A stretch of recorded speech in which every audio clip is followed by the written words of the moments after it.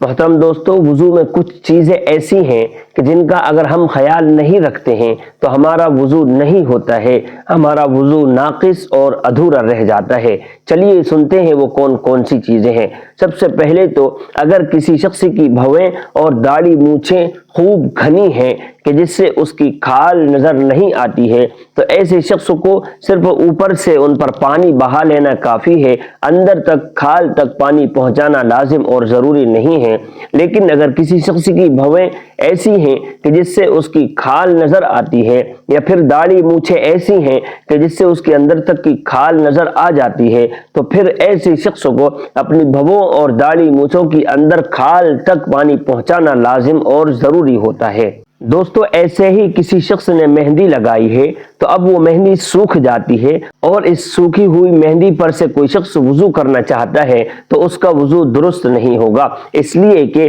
مہندی کے اوپر جمے ہوئے ہونے کی وجہ سے اندر تک پانی نہیں پہنچ سکے گا۔ لیکن اگر اس مہندی کو دھو لیتے ہیں، صرف لال پن باقی رہتا ہے، تو ایسے شخص کا وضو درست ہو جائے گا۔ اسی طریقے سے اگر کسی خاتون نے ہاتھ یا پیروں کے ناخنوں پر ناخن پالش لگایا ہے یا پھر لپسٹک وغیرہ لگا رکھی ہے تو اس کے لگے ہونے کی حالت میں اس کا وضو درست نہیں ہوگا، اس لیے کہ یہ موٹی ہوتی ہے جو ناخنوں پر اور ہونٹوں پر جم جاتی ہے، جس کی وجہ سے پانی اندر تک نہیں پہنچ سکتا، اس لیے ان چیزوں کے لگانے سے بچنا چاہیے۔ اسی طریقے سے اگر کسی شخص کے وضو میں دھوئے جانے والے اعضاء پر کلر پینٹ لگا ہوا ہے اور وہ چھوٹا نہیں ہے اور اسی کے لگے ہونے کی حالت میں وہ وضو کرتا ہے تو اس شخص کا بھی وضو درست نہیں ہوگا، اس لیے کہ وہ بھی بدن پر پانی پہنچنے سے مانع ہوتا ہے، یعنی بدن کا وہ حصہ جو وضو میں دھویا جاتا ہے